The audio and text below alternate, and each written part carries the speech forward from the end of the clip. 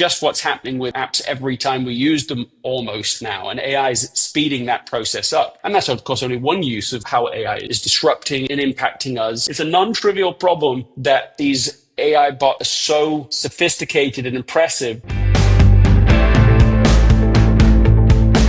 You're listening to the Elevate Podcast, and I'm your host, Robert Glazer. Join me as I talk to world-class performers about how they build their capacity and reach greater heights in leadership, business, and life, and how you can do the same.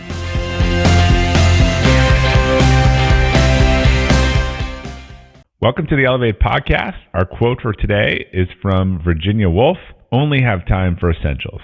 Our guest today, Greg McKeown, is the leading advocate for doing only the essentials. He's the founder and CEO of McKeown Inc., an organization that helps leading companies like Apple, Google, Pixar, and more reach the next level of growth. He's also the New York Times Bestselling author of Essentialism, Effortless, and the Essentialism Planner, which I have in front of me here. Greg's a world-renowned keynote speaker and the host of the Greg McKeown Podcast. Greg, it's great to have you back on the podcast. Welcome to the Three-Time Club. Great to be here again. Yeah, thank you. Hey, I like it. Three-Time Club. That sounds great. Thanks for having me again. We started a conversation on AI. I'll hold that off since we're at 400 now and you were 100, episode 100 and 132. I encourage people to check those out. Can you just give new listeners, and we have a lot of new listeners, a brief overview of sort of the principles of essentialism and your history developing the concept? Yeah, look, essentialism is the disciplined pursuit of less. And it has three parts to it. You need to explore what is essential. You need to eliminate what is non-essential. And then you need to make it as effortless as possible to do what matters most. And that is an ongoing disciplined pursuit. The story that is most associated with the origin of essentialism was that I left my hours-old baby with my wife, Anna, in the hospital because I'd been invited to go to a client meeting and was trying to do it all in order to, I suppose, have it all. You know, what I learned from that was if you don't prioritize your life, someone else will. And I found that while most people haven't done what I did, that a lot of people can relate with the challenge, that you can feel busy but not productive. You can feel stretched too thin at work or at home. You can feel like people are hijacking your day with their agenda. And that's non-essentialism, and both essentialism and effortless and now the planner. These are all attempts to be able to help people to break out and to be able to, design a life that really matters. Well, in that statement is something that most achievers would consider an oxymoron, the word pursuit and less. So can you talk about, because I think we tend to correlate pursuit with more, and there tends to be this false perception that, and been discovering a lot of this in some of the research and reading since we spoke last, that more will provide more satisfaction. And the problem with, and Arthur Brooks wrote an incredible book, Strength to Strength, is particularly for high achievers, they think that getting to this pinnacle of a mountain is going to create all this fulfillment and satisfaction, and they kind of look down for 10 seconds and then start climbing the next mountain anyway. Yeah, there's so many ways one could go from that observation, but yes, it's a success trap. That's what you're describing. I don't remember the citation for this, but I remember somebody describing how they had saved and worked really hard, and they'd achieved this moment of driving off the lot with the BMW that they had aspired to have, and literally in the moment of driving it off, they thought, man, I should have just waited longer and got the nicer one. So the satisfaction literally didn't last beyond the blip of being in the car before they already wanted something else. And so, this is part of a success trap because we can fall. You have focus, you have some clarity, it leads to success. Success breeds options and opportunities, and those very options and opportunities can undermine the very clarity that led to success in the first place. And so success can become a catalyst for failure if it leads to what Jim Collins called the undisciplined pursuit of more. And so that's really the contrast here. The undisciplined pursuit of more is something that to beware of, because there's no end to that. There's no natural end to that. But you can of course, wake up one day and find that you are making trade-offs you didn't intend to pursue. Nobody intentionally pursues what I call non-essentialism. Nobody says to themselves, look, I just want to get, by the end of my life, the thing I don't want to regret is that I should have spent more time, on Instagram. Right? Like nobody pursues that as an intent. Said by no one. Yeah. And yet you do, of course, end up pursuing a strategy you don't mean to. And so that's kind of the success trap you have to be careful of. Whereas success traps are harder to get out of than failure traps. Yeah, and look, it seems a big part of it is the internal versus external locus. And I want to talk a lot about sort of kids and what they're exposed to these days, because I think it's hard for them to figure this out. I'm curious with your own kids. But it seems like true essentialism would be an internal viewpoint of what makes me happy and what's enough. But that's really hard in this external world of social media and news and more, and you need to be paying attention to this and do this, and you're missing out on this.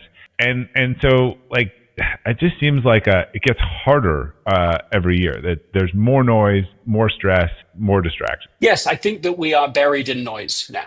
I do think that, when I ask audiences that question, which didn't appear in Essentialism originally, but when I ask people, I'll sort of say, okay, snap if this is true for you. And I say, who here feels buried in noise? And everybody agrees to that. So that's a very particular type of experience in life. And you're absolutely right. As the technology becomes more advanced, the risk is that we become a node in it rather than it being in our service. Yeah. And that happens, again, not by our own design, but having worked with Silicon Valley companies for certainly the last 15 years, but a little longer than that now. A lot of that is by design, and it's not by default for them. Right. The device in our pockets is whatever it is. It's not a phone. That's the last thing that it is. What I think is closer is that it's a $3 trillion military grade device that like disorienting machine. Right.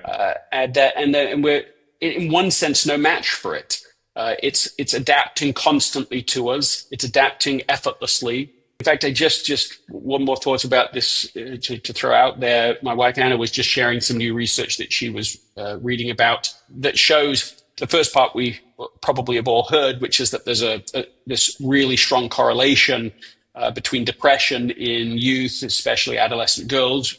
Yeah. But so the more they use social media, the unhappier they'll be, the more likely they are to be depressed. No, this is not the news. The news is that an even stronger correlation to depression in children is the degree to which their parents are using social media and on their phone. And the term they used was technoference. And so if a parent is hooked in, the child or the teenager feels that disconnection. And so that actually has a bigger impact than them being consumed with social media. So I thought that was an interesting new There's a study for the book I'm researching now. It's called the SPACE program, and it's a program to treat kids with debilitating anxiety. And the really interesting thing about the program is they don't treat the kids at all.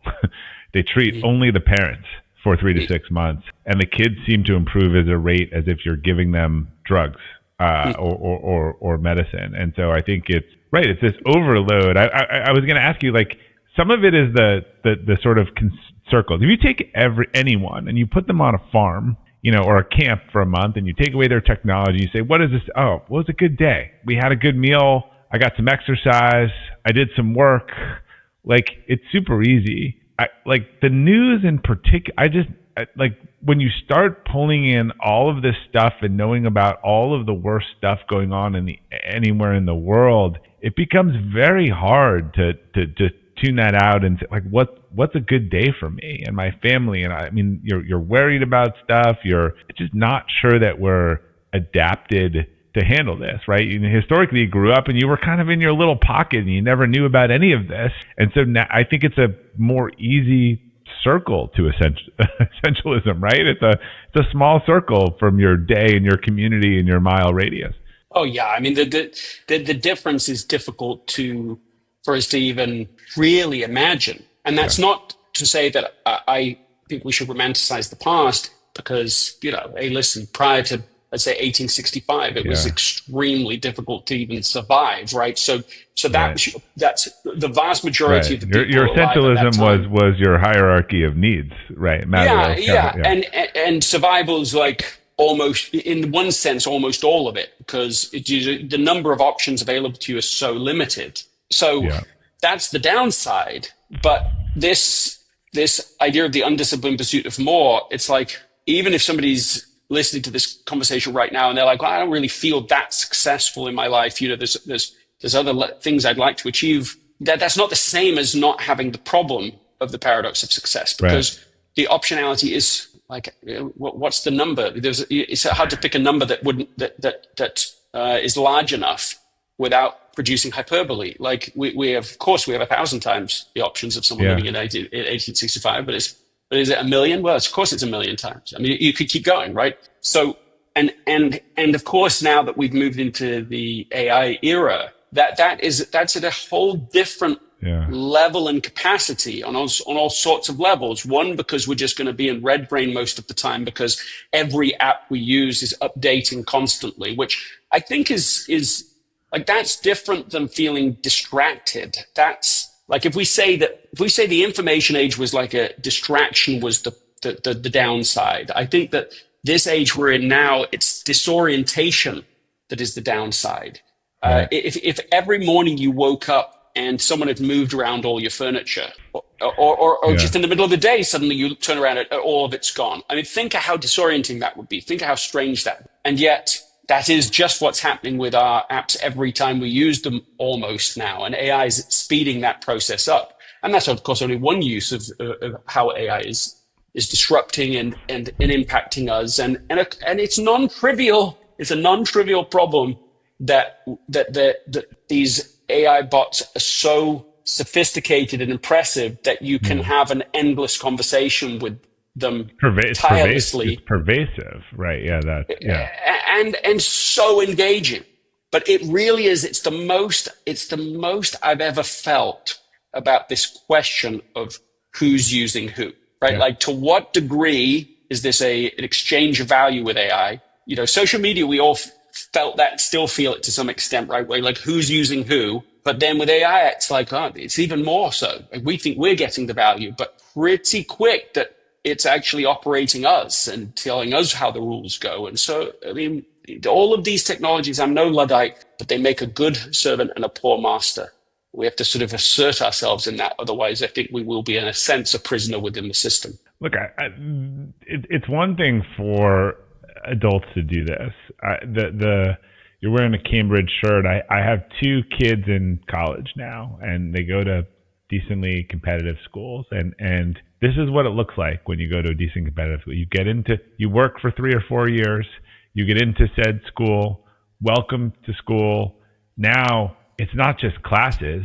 You've got to join the business fraternity or this club, or you need 3 activities, or you've got to start on your interviewing process for the job in 3 years. It is constantly overwhelmed. And the next thing, I took my daughter and her friends out, and they were stressed about applying abroad, and that was competitive. And it seems like a huge impediment to essentialism is just this societal pressure of like, when it's just okay to be there and just be enjoying what you're doing without this next. I mean, next is so built into university these days. We hear about the quarter life crisis, and we all think, but I understand it. I understand watching it why people are having a midlife crisis at 25. Yeah, I mean, there's a term for this, and the meaning behind it is that we don't want. There's sort of three levels you can think about this, right? You can say, what do I want? Yeah. And then you can say, okay, maybe what I want is actually what the neighbor wants, right? I'm just trying to keep up with the neighbor, keep up with the next student in college and so on, right? Like this. So it isn't really what you want anymore, but it's what they want. So you're chasing. This is that external factor, right? External validation and the sense that they're defining it for you. But then what's really happening is actually even one layer removed from that. And it's that the mental heuristic is that we want a thing because we believe that somebody else wants. Right. So it isn't even what somebody else wants. It's just what we think that and they you have want. no idea whether it will make you content. No. And so this, yes, I mean, that comes back to the question that you'd asked a moment ago about, is this external versus internal? Is that sort of the way to think about this? And I do think that it is a helpful way to think about it. The noise outside of you versus, and the noise inside of you, but like try to find the signal in the noise to be able to create enough space to think. And I'm just thinking about this just today, that I keep a journal, faithfully, like as in I haven't missed a day in years and years, but that doesn't mean that there aren't days that I don't journal. I'll just go back and sort of catch up for a few days. Yeah. So I realized today, I haven't done it for, I don't know, last 3 days. I think it was something like that. But then it was a bit spotty for the last week before that. And I can feel the difference. Right. Because that what was happens is that, an anchoring thing for you. Yeah. Well, and what you're missing is the connecting of the dots. And if you're not careful, the dots, you just pursue, you don't even know what you're pursuing. You're just running and moving, and technology is allowing that to happen. And it's, it's the having the too many tabs open, but literally too many tabs open. And so you're busy and you're doing things, but it's such counterfeit. It's counterfeit productivity. It's counterfeit agility. Productivity. Because there's lack feels of silence, fast, but it's not. Right, and there's also this lack of silence and quiet and introspection. Look, we'll come probably multiple times to the AI, but there's this great paradox in AI, which is that if you start relying on AI for everything and you lose your own reasoning and critical thinking and human skills, you're going to lose the one thing that you have a chance at being better at for the next 10 or 20 years, right? You're almost you're going to give up your competitive advantage. Yeah, I think regardless, like one way to think about AI is, okay, the competition, right? This war, and to what extent we can collaborate, and to what extent it is actually, them versus us, that's kind of one way to frame it. I mean, another is just what percentage of the pie of my life do I want to be in an AI conversation, in an AI relationship? And what percentage do I want to be having a conversation with myself, the people that matter most to me? And that's why I was raising the journal. Well, one of the reasons I was raising the physical paper and pen experience, because that's a technology too. And it's the technology that's lasted the longest. So it's most likely to be with us for the longest in the future as well. Yeah. And physically getting back to it is key. I mean, this is why a really important part of why I created the Essentialism Planner, and why I created it in the way that I created it was through trial and error of how to deal with this level of noise. So noise comes from the Latin, same Latin root as nausea. And so when we have that sense of drowning in noise, that's quite literally how the word came to us. With this nauseous, we feel nauseous. And when we're just constantly in a digital world, we will feel nauseous through that experience, even if we're addicted to it. And so the physical act of coming away from that and having a paper and pen, I mean, it was so nice today. I was at a library in Cambridge, which I only really point out because I already had that opportunity before. I'm here studying, I'm here doing research, I'm here writing, but suddenly I was writing paper and pen. The digital noise is gone, and I can suddenly feel my surroundings, and I can start to make connections of what's happening in my life. And those are three questions that appear in the daily process in the Essentialism Planner.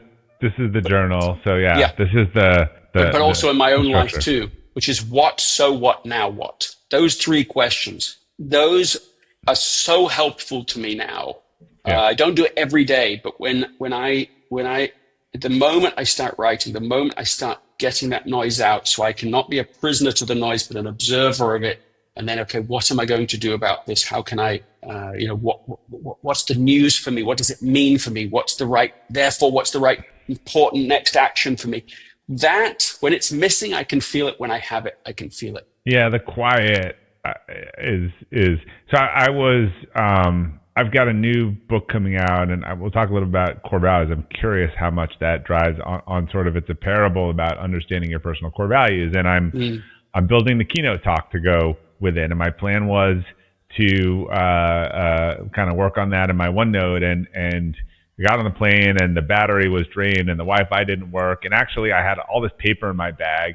And I just sat down for an hour and like I was in the zone, and the whole presentation came out. Now I couldn't read my handwriting, but I honestly think it was better than anything I've designed. And I don't know, there was something about that old-fashioned, it was like an old-fashioned pen to paper, and I laid out the whole thing because I was sort of in the moment emotionally too, thinking about it. Yeah, I so relate to this because in the moment, it's easy to be tempted by the sense of progress you have if you're in a digital environment, especially now in an AI everywhere, AI first environment. Yeah, but you can produce, as you know, an entire presentation on this subject. Lots of quantity, yeah. Instantly. And so you have a sense of, my goodness, look at that. And then you can be in the iterative process. And it's not like I think there's no value to that, because I think there is some value to that. But if you're going in the wrong direction, like AI will never help you with that. It has no sense of that. It won't say, hey, listen, should you really be talking to me right now? Because I think that, like, it has no conscience. It doesn't have a sense of guiding you. Right. So the unplugging of that and thinking yourself, you have a far better chance that you're making progress, even though it doesn't necessarily feel like you're moving as fast.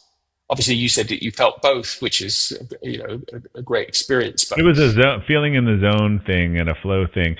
A lot of my friends have these devices now because the captures obviously helpful, the capture and sorting digitally. And I can't remember the company that makes one, but there's knockoffs, but it looks like a notepad, and you write and you take the notes, but then you get digital copies of all of them. That seems like the win-win device in today's world. I think it's paper, isn't it? Isn't that what it's called? Paper? Yeah, maybe. Yeah. One of them. I myself have never bought one, but I've seen people using them, and I do know what you mean. And like I said before, I'm not a Luddite about this. I don't think there's anything inherent about essentialism that says, okay, technology shouldn't be a part of your life. What I think is worth remembering is that technology is never neutral. It's always built on assumption. Right. And so those assumptions, if they are non-essentialist assumptions, then the technology will default to non-essentialism. And I'll give you a perfect example of this, I think, which is email. So email, the most used productivity tool in the world, and has been since it arrived a little over 25 years ago. Wouldn't argue it's a productivity tool. Yeah, no, tool. it wouldn't. Of course, and I chatted with him about that when he was writing what is, like a little less read of his work, that book, but is a really bold visionary book. And treatise, World Without Email. But even if you put aside like all of the arguments he's making in that, if you just observe that email has to this day next to no prioritization function built into it. Right. So that's very strange. Other than Apple's very poor first Apple Intelligence thing, which has made my email harder to follow, and I can't figure it out. Right. Yeah. So there we go. I mean, we could riff on Apple Intelligence for a while. Apple lack of intelligence so far. Yeah. No. I mean, how do you still have Siri working so badly? When right. all the technology is now there in a world of AI now. And actually, Siri has never really become intelligent. We sort of put up with it in various ways, and we know that there is voice interaction, but it's been limited. But what I think is amazing is that it exists still. So you already have the technology now available, and it's still obviously miles behind based on its assumptions. But how did we get there? Yeah, email. Yeah, so the idea that the latest thing that came in should get your priority attention. Right, which is the default assumption of email, it's right? Accounting the last principle, LIFO, right? Last in, first out. Yeah, it is, and I just think it's an evidence of the point of a broader point, and so we have to act upon our lives, because the default setting in most digital products. And then maybe in lots of other ways in society is to default towards the non-essential. I'll give you an example in leadership. I mean, one of the things I always talk about, and I have a presentation on delegation, is that when you particularly if you're someone who's visionary and you have a lot of ideas and you have an assistant or you have people on your team and there's a little bit of a power structure, they are constantly responding as if the last thing you told them is the most important, when they should be saying, hey, look, Greg, thanks for but is the ticket for the conference and whatever more important than your speaking engagement tomorrow? People really struggle to prioritize if you don't say to them, hey, look, I know I've been giving you all this stuff. Feed it back to me and I'll tell you which ones are important, because they forget the 5 things they asked before that. Yeah, one fix, I think, one not fix, but is to have levels of importance with your messages. Yeah. So that you say this is a strong opinion, or you say this is a very light opinion, or you could say this is signaling when you communicate, because all of that context gets cut out. Again, I think partially because of technology. A text is just a text. An email is just an email. Right. You don't have a sense of the voice and the urgency and oh, this is driving me crazy, but yeah, I don't care about it right now. There isn't that interplay. So I think you have to really try to be deliberate in signaling the strength and the genuine urgency about what you're saying. But a case study about this that I thought was interesting. So we just got the 10th anniversary of Essentialism came out a few months ago. Wow. And how has it been a decade? That's crazy. Yeah, I mean, that's what almost everybody says to me, myself included. But it is something. I think that's because the whole COVID couple of years is like a Bermuda Triangle in the middle of that, right? It doesn't help. Yeah.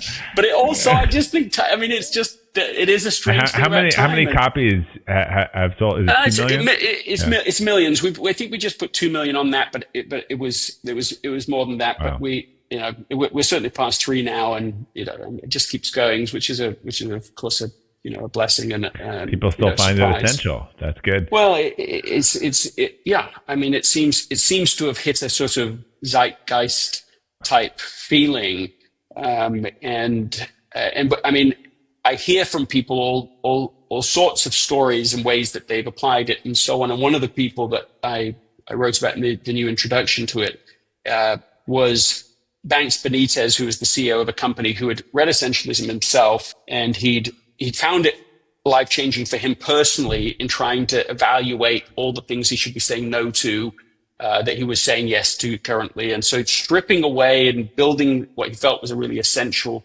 personal private life. And then at some point, he has this tipping point question in his mind about, well, what would it look like to really bring this into this organization?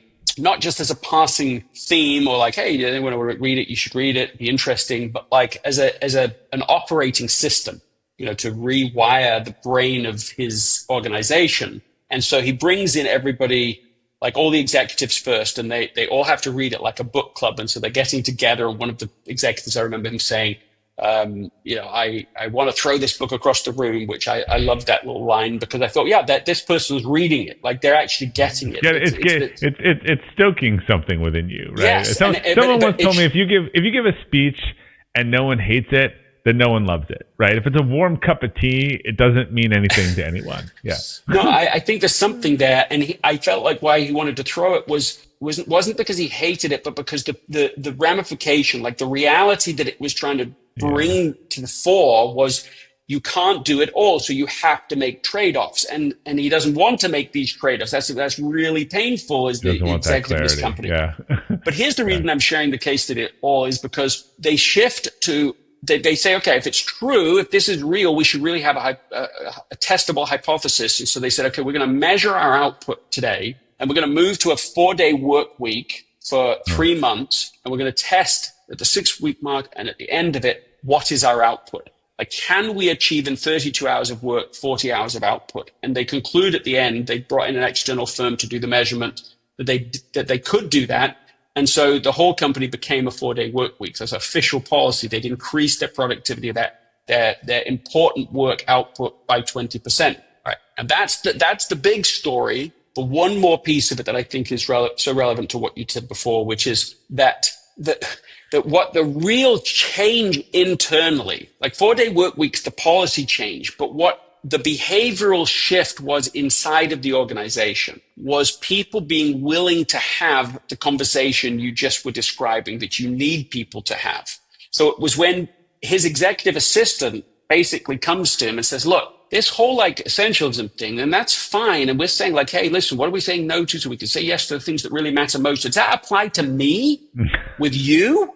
Yeah. Like, right. I gave my assistant the ability. I gave people my team. Look, you can bring it back to me. If I give you 10 things, bring it back to me and force me to pick the 5. Like that's not your burden to bear. Well, and so they found that he's like, no, yes, it does apply to you. Yes. But suddenly they were having conversations about prioritization that they had simply not been having before. And that was my own wake up call with this. Because there I've been teaching it all over and into literally hundreds of organizations and learned so much, or at least I thought. Right. And suddenly I realize it's not that people aren't having enough prioritization conversations. They're not having them at all. The default setting in the technology that people are using to have their communication does not initiate prioritization conversations. And so they don't have them.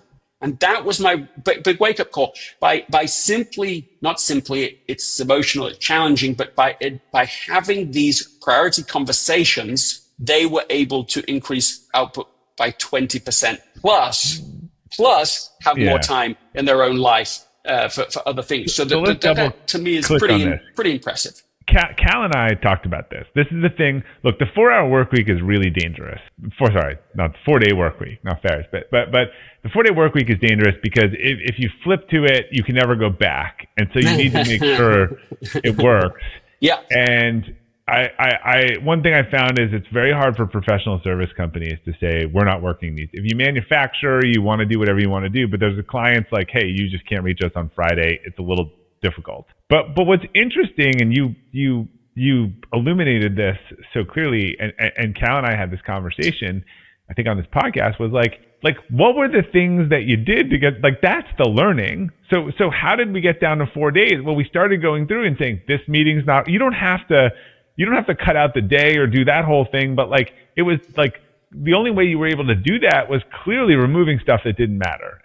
And so you should be doing that irrespective of how many days a week, people are in the office. The 4-day work week was just a forcing function for them. Right. I completely agree with you on the premise. Like, the point of the story isn't the 4-day work week. That's just such a tangible element of it. It helps to, at least for me, it helped me to say, oh yeah, like, this is a whole organization that demonstratably sort of a proof point that essentialism can work at an organizational level, not just, hey, this is a nice idea, or you can use it here and there. But you're absolutely right. The mindset is much more important than that particular policy application. Can you get a sense of your life? Where am I spending time? What am I saying yes to? And eliminate enough of it that you create space to invest in the things you're not even getting to, which is a new kind of idea for me, but like that I've recently been able to articulate. But it's like the inverse law of prioritization. It is basically this, that the most important thing in your life today is the least likely thing that you will do. And urgent and important paradox. Well, yeah, but I stay with important though, right? Yeah, that's the cut. Right. The most important, and there's a few reasons for that. The two main ones are that you don't know what the most important thing is because you are just busy reacting to other things, the urgent things, or just the trivial things, or just the proximate things that are just coming at you, or the technology, or the, like, all of those things just make it so you never even define your most important thing. Well, if you don't define it, you can't do it. I mean, that seems pretty solid logic. There's exceptions, but But then the second reason is that because the most important thing is often to do with the very nature of how important it is, makes it higher risk to you, higher vulnerability to you. So it's just something you want to avoid in that sense. You don't want to start doing it and fail. You have that conversation with that most important person in your life, and then it goes badly, and so on. So there are these pressures against us, and I mean, this is why, like, this is the 1, 2, 3 method. that is in the planner, but of course you don't need the planner to do it. And it's to identify every day the one most important thing, the two things that are essential and urgent, and then the three things that are maintenance items, like the taxes of our life, so to speak, or maybe we say laundry of our life would be a better example for that. Yeah. The thing, if you don't do it today, it makes tomorrow a lot harder. And I find that if you create that list of 6, those 6 items become your done for the day list. And it's not that you have to be done after those things, but you say, look, that is a meaningful amount of important things, of urgent things, and of things that just maintain my life and make life smoother going forward. And so you have permission to rest after that. Permission to give your mind a break. We were talking about this last week. There's an interesting thing with, well, a couple of things. One, we should talk about, you also can't escape the Pareto principle, right? At the end of the day, like if you look at it in anything that we do, but there's this also when is it a liability that you should give to your future self, and when will your future self be really annoyed? There was a story where these guys were trying to make this conference last week, and the Toronto airport thing happened, and they got stuck, and they drove to Buffalo. And they just, again, all their friends were at this conference. It's a big conference. They paid for it. The guy's like, how are you going to get your car from Buffalo? And the other guy was like, he goes, that's a problem for my future self, right? Mm-hmm. And that's actually a case where the essential thing then was getting there and with your friends or otherwise. But there's a whole bunch of other ones where we burden our future self with a huge debt of something that we could have done today. Yeah, I think it's a great test to ask yourself, what's my future self going to thank me for? Yeah. What do I need to do today? And be pissed about, right? Yeah, no, I agree. Yeah. I like the combination, and of course you can go further and further, not just as a thought experiment, but as a practical tool to try and decipher the vital few from the trivial many, because that's a pretty good rule of thumb for what's most important is what's most important is what lasts the longest. Right. So you say, okay, what 100 years from now, my great grandchildren, what are they going to be ticked about? What are they going to be grateful for if it was done now? And that's been a non-trivial, helpful way for me to try and think through this in my own life. Like the 100-year vision. So what really matters intergenerationally? You start to go, oh, okay, a lot of this stuff doesn't matter, but some of these things do. Let's get going. It's the plant the seed type stuff. It's like, okay, it's investment. We're going to do it now. That's the priority today. I wouldn't otherwise do it, but I want to invest, in something that lasts a very, very long time, and I need to therefore start it sooner. How much of that comes back to understanding your value, your personal values, your family values? Because at the end of the day, right, I think those are the things that we're trying to transmute or to pass along, or that in theory should matter us the most. Yeah, I mean, look, I certainly believe the value of values, and I certainly think that it's helpful to go through exercises where I've done it myself before and found it productive to have 100 values in front of me, right? And you're going through them, you're effectively prioritizing them, but you're eliminating. You're saying, okay, if I could only have 50, if I could only have 10, and then I remember when I did it, the assignment was to go down to 3 and in priority order. So you have identified by the time you're done, okay, well, those are the 3 things, and it is, I think, it's much different to make a list of things you value. That's like, maybe take version 1, and then version 2 is, okay, now put it in select. You actually have to eliminate almost all of them and put in priority the last 3. So you actually know if there's one thing, if I'm going to make trade-offs in my life. Yeah, and if they're in conflict, or trade-offs, I know which one I'm picking. Yeah, I remember someone showing me they had 2 values, and one was really about telling the truth, and the other was one was sort of telling the truth, and the other was supporting people or making them feel better or something like that. And so I was like, well, what happens if the truth hurts? Which one are you going with? And they had to really think about that. Like, was it more in that context? Was the truth more important, or was it more important not to hurt the person? Mm-hmm. Yeah, I mean, look, the trade-offs and tensions and values is but one of the ideas that Anna and I talk a lot about is is that the duality within every value. So meaning the pairing of values. Yeah. That they're only actually valuable together. So the quintessential Western example would be justice and mercy. It's like if you only have one of the two, you don't have wisdom. If you just have justice, okay, that's not wisdom. If you just have mercy, well, that's not wisdom. It's the combination of them that gives you a sense of what what the right path forward might be. But you can do that with many other values. And I think that is a very helpful way to think about values and to think about the tension between them, so that you avoid extremity. And I mean, even essentialism, I think, lends itself to this kind of thinking because, for example, the first two principles, I mentioned it before, it's, what is essential, you're exploring what's essential. And then the second is to eliminate what's non-essential. And it's like, you need them both. Sometimes people read essentialism and they only hear the elimination story. And so they'll almost turn it into, say no to everything and everyone all the time without thinking about it. Yeah. And I'm keen to point out, well, that's a different book. That would be a book called Noism. Yeah. And this is essentialism. And the difference is really important because the goal is to invest in what is most important. And one of the surprising findings I discovered when I was researching essentialism originally was that essentialists actually explore more options than non-essentialists, because non-essentialists their filter is just better, right? Yes, but both are better. Both are better. So they are exploring more options and filtering more options. Yeah. Whereas in a non-essentialist is considering fewer options. They're just already hooked to the first thing that they see. They're already pulled in. They're already distracted. So they end up exploring far fewer options than an essentialist does. And you can think about this think about for a visual of Steve Jobs and Johnny Ive meeting every day for lunch, talking. What's that conversation like? We have a decent amount of insight into that, particularly with Johnny Ive's writings, since Steve passed away. The way that those conversations went was constantly saying, well, here's something crazy, or this might just be, dumbest idea ever.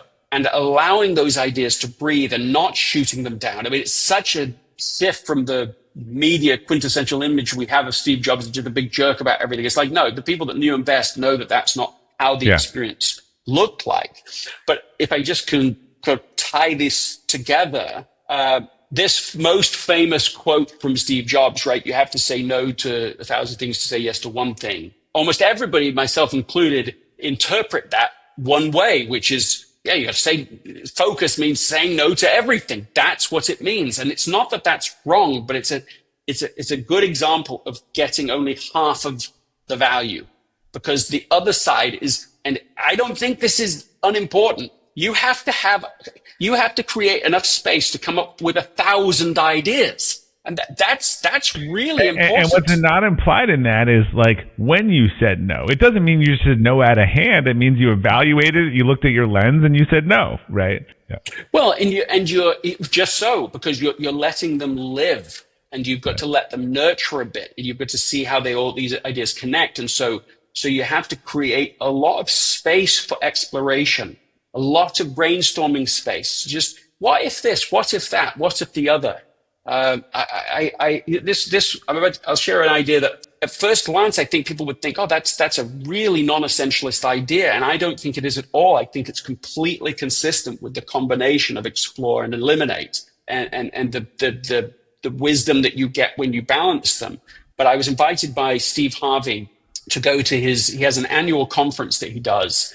So the comedian Steve Harvey, Family Feud Steve Harvey, and he brings together hundreds of single mothers and their at-risk teenage sons. And this grows out of his own experiences, not in exactly the same situation, but certainly being homeless at different times and being at risk in various ways. So it's a give back thing, and it's cool because you definitely get to see a different side of Steve. I mean, he's very raw. He's funny still, but he's not on show as you normally imagine him to be. And so you get, at least I got a sense of how, I mean, he's a very driven person, and there's a sense of not messing around. And also you get to see a sense of of his thinking, which is also different to the persona, right? There's so one of the things he said, he's got all the mothers in the room, so hundreds of mothers, and he says, listen, your problem is that you don't ask God for enough. And then he starts to explain. He says, listen, I tell you what you pray for. You say, help me pay the rent. Yeah. He says, does he ever let you down? Do you ever not? Something comes through, some way you're able to pay that check. Somehow it sorts out. He said, you're just not asking for enough. So he gives this assignment. He says, I want you to go home and write down 150 things you want. Now, actually, his number is 400. And he said that. He started saying 400. He said, no, that's going to be totally overwhelming of you. So 400 sounds non-essential, but yeah, go ahead. Right. It does, doesn't it? But it's not, because here's the thing.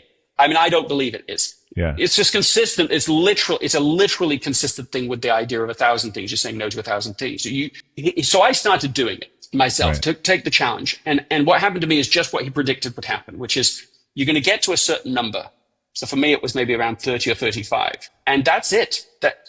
That's everything I can think of. Now, these were huge things. Like, they're not like small. There weren't 35 small things. There were 35, I think, huge things, unrealistic things. It doesn't matter. This is not a commit to list. This is an explore list. It's a what if list. But what I became aware of in the exercise was there are limits to my thinking I didn't know were there.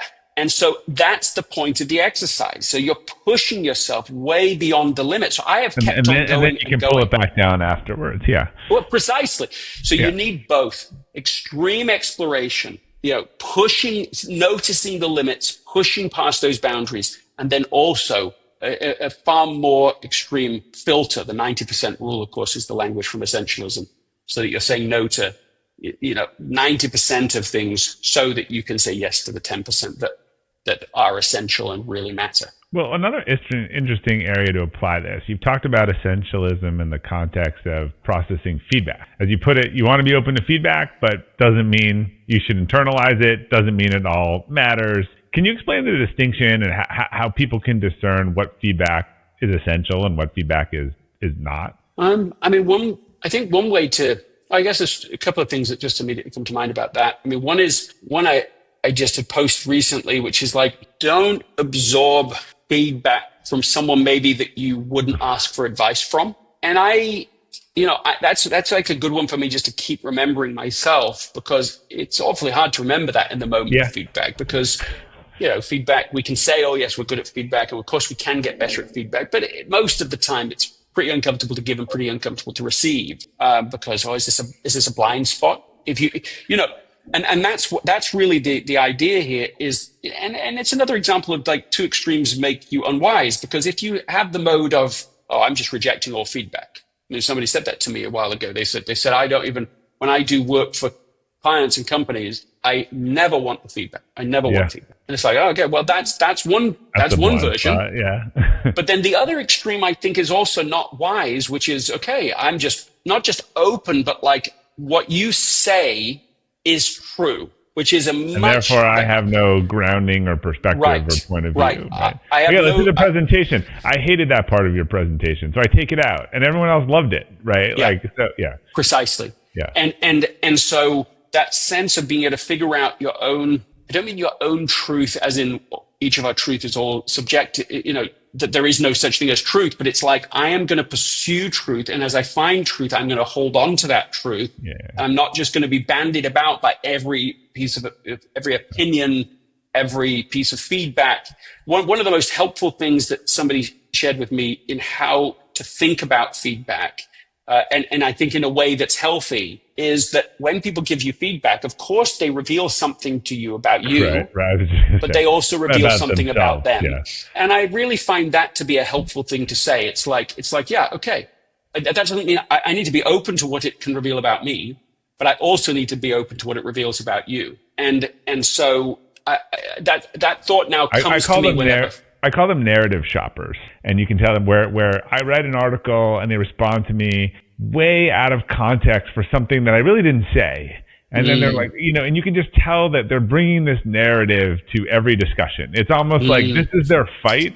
And if they just get a hook somewhere, they're Right. bringing it in, and and I'm like, I didn't even say this. Like, so you're putting stuff together that wasn't even there, or they're like, you know what, you should really write an article about this. I'm like, sounds like you're passionate about it. Maybe you should write an article about this. So I agree. The feedback that I take to heart, and I got even on some of the podcasts, like, look, this is what you're doing. This is the impact it's having on the listener and on your guest, right? That seems to be about me, and understanding that not like, their stuff, their baggage is clearly loaded into it. Yeah, I feel like I've had to learn layer by layer about feedback, because I had learned and felt genuinely to ask for feedback, and I still feel that to now. I'm like, yeah, I want to know, because I want to improve. Right. And so I've been very open to the feedback, which I think is right,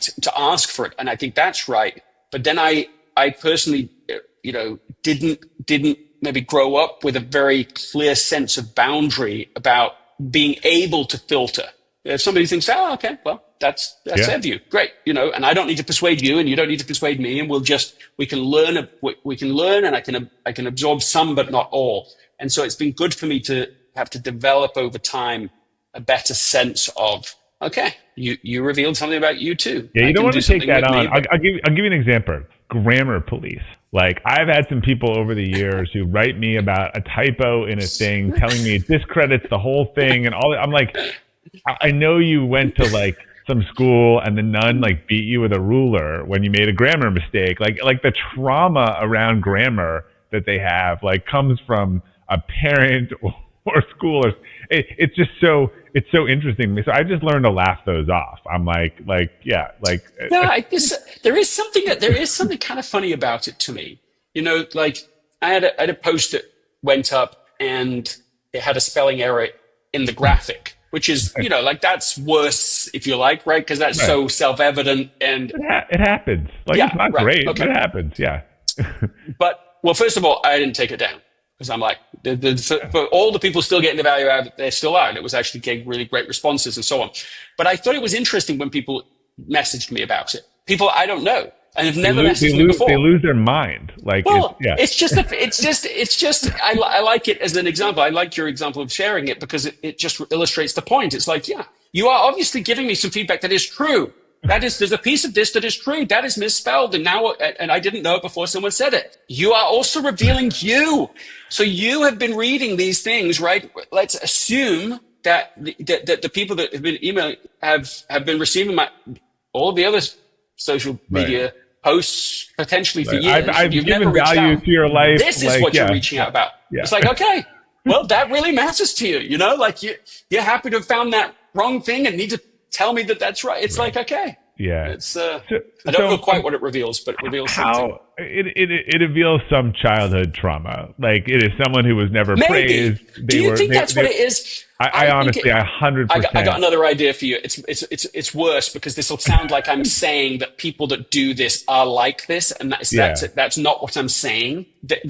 Pointing out somebody's misspelled something is a pretty trivial thing, but I think that there is something deep in the human psyche, the confessing somebody else's sins kind of thing, and like I just got finished watching a premiere, I guess a preview of a new movie, which is about, so it's based on a true story about I'm going serious and dark now to do this, but it's called Bonhoeffer, and it's about this minister in Nazi Germany, and about his experiences there, and his story is it's an amazing story. It's an unusual story. It's kind of a strange story in some ways too, but it's certainly a courageous story of someone who just isn't willing to pretend that something's okay when it's not. Yeah. And at personal risk, willing to speak the truth, even though that's extremely dangerous and unpopular to do. So that's very impressive to me.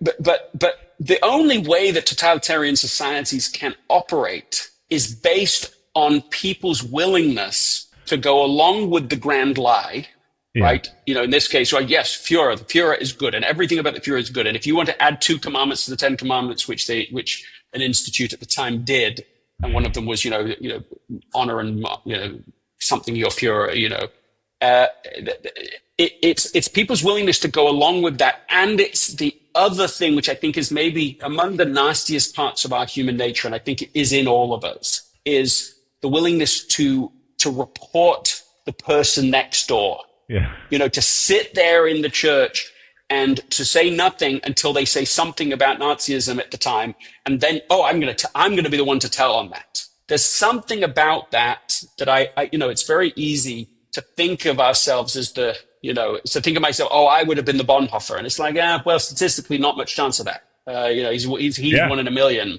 So really, chances are I'm one of the other million. I'm just trying to, hopefully trying to look after myself, trying not to do any damage. But when I think about, there's a lot of people in society who are willing to report you, And that's the little. That's interesting. I'm going to go with a simpler.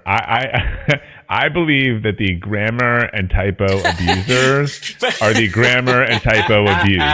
Yeah, if you dig into their past, there was a teacher, a parent, or someone who made them feel horrible about those mistakes, and then they are just paying it forward. But that's just been my experience. But either way, even if you don't go as dark. Even if you don't go as dark like I just did, again, to be clear, not saying this would be a very false equivalency, but that there's something. No, we all know the study where they go around with people and how big is the straw, and 4 out of the 5 people, pick the wrong straw is the largest, and the test person almost every time, thinks that their logic must be wrong, so they say that the smallest one is not the smallest. This is just human psychology. Yeah, it's a dangerous part of us, though. We all have the shadow self within us, and to just pretend we don't. We're just all good, and all the bad is in others, or all the bad is in.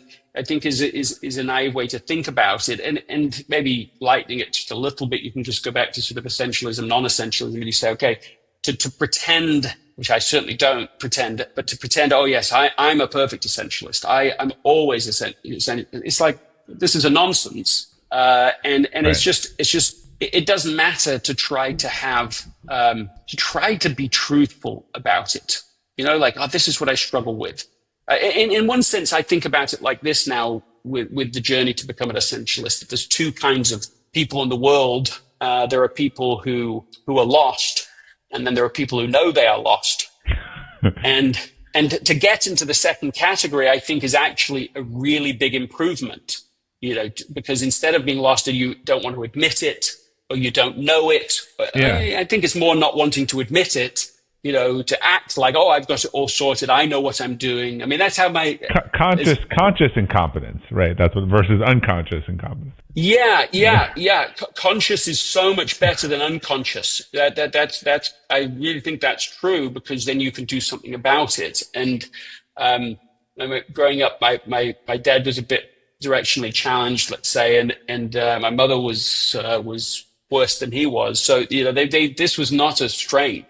And I remember one time leaving to go somewhere. I was really little at the time, but we went around for hours. We never found the place we were supposed to. It wasn't very far away, but we were new to the area, and we never made it. And it was really awkward. And we came, back home after like 2 hours of this just nonsense. And but all along the way, and many other times, my dad would say, "I just feel it's down here. I just feel it's down there." And I learned to, You learn to not trust feelings. Yeah, it's like Inigo Montoya from Princess Bride. It's like, I don't think those words mean what you think they mean. There's not a feel. This isn't a feel. This isn't right. Those words. I don't believe those words. What you have to do is go, I'm lost and I'm not good at directions at all. And so I'm going to stop and ask directions, but I am going to ask for one direction, because that's what I can remember. And do that one direction, and stop again. And then you're fine.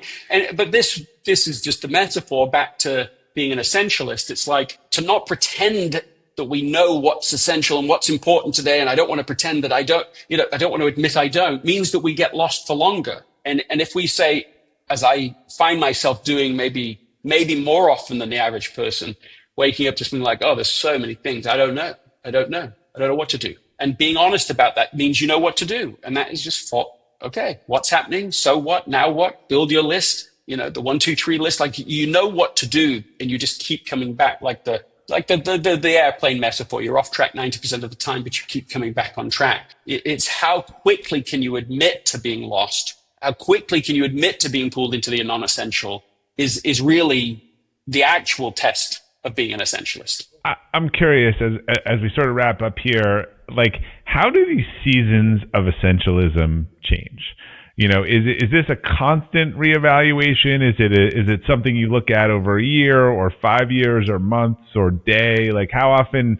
What's the 80-20 rule around that? I mean, it's hard to answer that question without just like directly speaking back to the planner, because these were the tools that I tried again. So the planner is a 90-day planner. It is a quarter tool, and it starts with the personal quarterly offsite.